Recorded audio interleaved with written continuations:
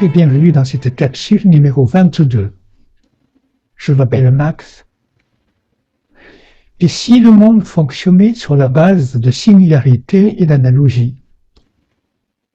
Peut-on envisager que chaque espèce, chaque corps et même le corps social, c'est-à-dire la société, obéissent à des dynamiques communes? Voyons cela ensemble. Les dynamiques communes régissent les espèces minérales, végétales, animales et humaines. On parle en ce cas de chaîne dynamique, c'est-à-dire de répétition d'une même organisation, mais à différentes échelles. On pourrait aussi parler de dynamique archétypale, c'est-à-dire de modèles primitifs ou de déterminants que l'on retrouverait à toutes les échelles. Pour comprendre et repérer ces dynamiques communes aux espèces, partons du corps humain en des termes qui nous sont familiers. Nos corps fonctionnent à minima grâce à 6 systèmes ou appareils dépendant les uns des autres. Ces systèmes forment une sorte de canevas manifestant la vie et l'évolution. Ce sont à la fois des forces vives, mais aussi des moteurs de la conscience. On trouve l'appareil digestif. C'est lui qui transforme les aliments et apporte à notre corps l'énergie dont il a besoin.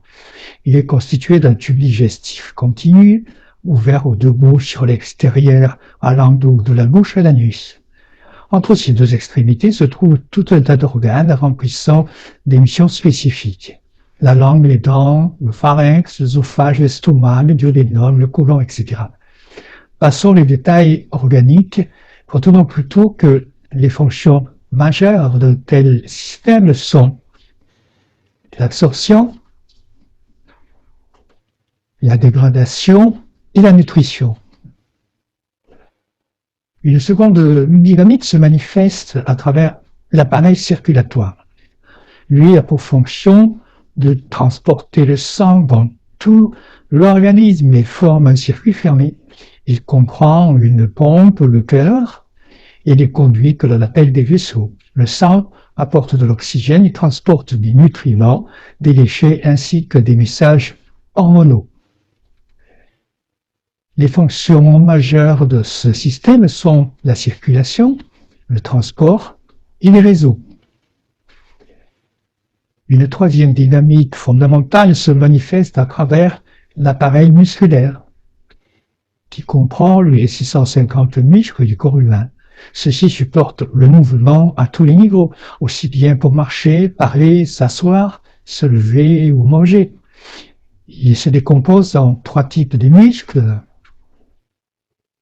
Les muscles squelettiques fixés aux os via une articulation viscérale, c'est-à-dire à l'intérieur d'organes, et contrôlée par la partie inconsciente du cerveau, et cardiaque pour le pompage du sang.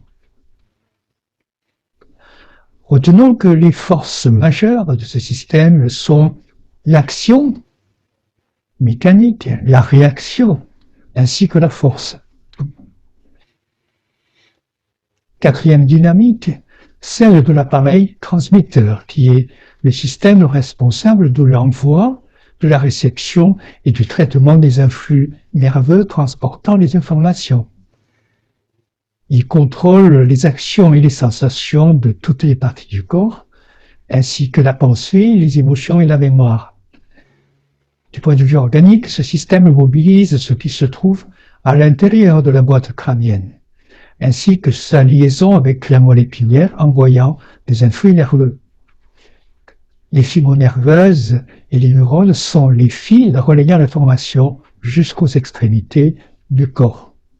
Les fonctions majeures de ce système sont le flux, le message et la coordination.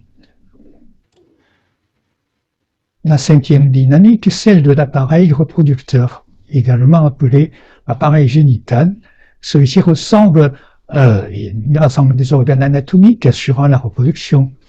Si la formation des organes génitaux commence tôt durant l'embryogenèse, il n'y a au premier stade aucune différence morphologique entre les deux sexes. La distinction entre les deux n'arrivant que plus tard. Les domaines concernés par ce système relèvent de la naissance-mort, de l'hérédité, de la sexualité. Enfin, une dynamique tout aussi fondamentale se manifeste par le biais de l'appareil structurant qui tient lieu de charpentes ou d'outils de soutien. Cet appareil permet la combinaison et l'assemblage d'éléments linéaires formant l'ossature et le squelette humain. Le corps ainsi soutenu va pouvoir protéger les organes internes. La plupart des os sont liés à d'autres par des articulations flexibles qui donnent à cette charpente la flexibilité dont elle a besoin. Les fonctions majeures de ce système sont la croissance, la construction et le soutien. Retenons que les systèmes digestifs, circulatoires, musculaires, reproducteurs, transmetteurs et structurants sont des chaînes dynamiques. Le schème dynamique est un principe organisationnel qui se répète et se reproduit à diverses échelles de réalité et d'espèces. Il n'est donc pas le propre de l'homme. C'est pourquoi on retrouve ces systèmes d'une façon ou d'une autre en action chez toutes les espèces. Mais, et nous verrons ceci un petit peu plus tard, également dans le grand corps social, qui n'est finalement pas autre chose qu'un conglomérat de corps individuels.